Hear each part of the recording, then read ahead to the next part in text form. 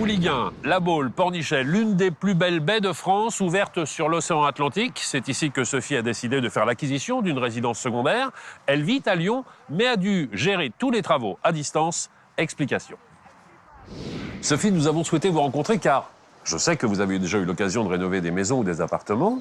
Mais là, pour la première fois, étant domicilié à Lyon, vous achetez un appartement ici à Pornichet. Comment est-ce qu'on gère les travaux à distance? Ah oui, effectivement, c'était pas très pratique et ça m'a beaucoup inquiétée, ayant des enfants encore scolarisés.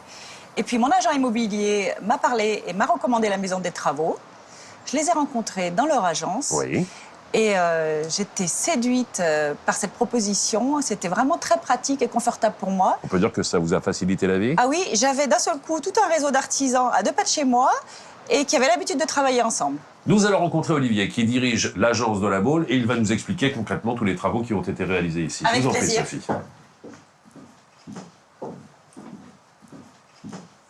Bonjour Olivier. Bonjour. Bonjour Olivier. Bonjour. Vous allez bien? Très bien. Alors vous êtes le gérant de l'agence de La Baule. Absolument. Comment s'est passée la rencontre et quelle a été la valeur ajoutée de la maison des travaux dans ce projet? Eh bien, Sophie m'a contacté il y a presque 1 an après l'achat de son appartement. Un appartement destiné aux vacances, mais malheureusement qui était assez mal aménagé, puisqu'on avait à cet endroit même une chambre cloisonnée. Il fallait le reprendre dans son ensemble. Il fallait revoir la circulation et l'architecture intérieure plus ou moins de l'appartement. Oui, complètement. On est sur un appartement de quelle surface ici, Sophie? 80 mètres carrés. 80 mètres carrés. Mais toute la superficie n'était pas exploitée, il y avait des couloirs, voilà, j'avais envie d'optimiser l'espace. Qu'est-ce que vous avez fait concrètement? Vous avez mis tout ça sur du papier, vous avez créé des plans? Absolument, Sophie savait ce qu'elle voulait et on l'a mis en forme à travers des plans. Plan général de l'appartement, plan de détail de cuisine, plan de détail de salle de bain, avec ma dessinatrice. D'accord. C'est une refonte complète de l'appartement qui a été opérée ici? C'est une refonte complète. On a absolument tout repris, aussi bien le cloisonnement que les sols, les murs, la cuisine et les salles de bain.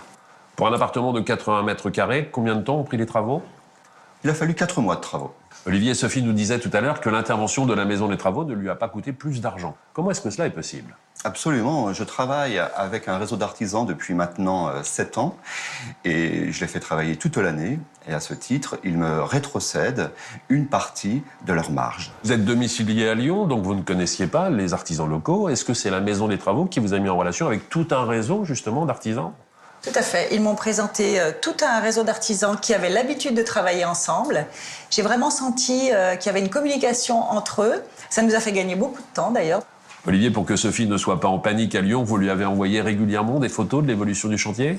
Oui, absolument. J'ai demandé aux artisans de prendre en photo leurs différentes interventions tout au long des travaux, ce qui a permis à travers des mails de pouvoir communiquer et montrer le travail que les artisans ont effectué. Combien de corps de métier ont travaillé ici? Alors 6 métiers sont représentés ici, en corps d'état séparés, qu'il s'agisse d'un menuisier, d'un carreleur, d'un électricien, d'un plombier, d'un cuisiniste ou d'un menuisier.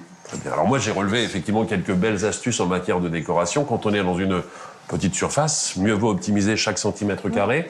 Ici, aucune emprise au sol en ce qui concerne le mobilier. Tout est en surélévation, ce qui facilite également le nettoyage et la circulation. On a joué avec des miroirs pour créer de la profondeur. Ça aussi, c'est une belle astuce. Délimiter l'espace cuisine, salle à manger avec simplement un faux plafond plutôt que de mettre une cloison. Bien joué. Quelle expérience tirez-vous justement de cette relation avec la maison des travaux? Eh bien, ça a été une expérience plutôt positive.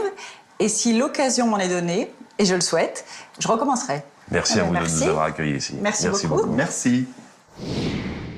Réaliser les travaux dans une résidence secondaire ne doit plus être une crise d'angoisse.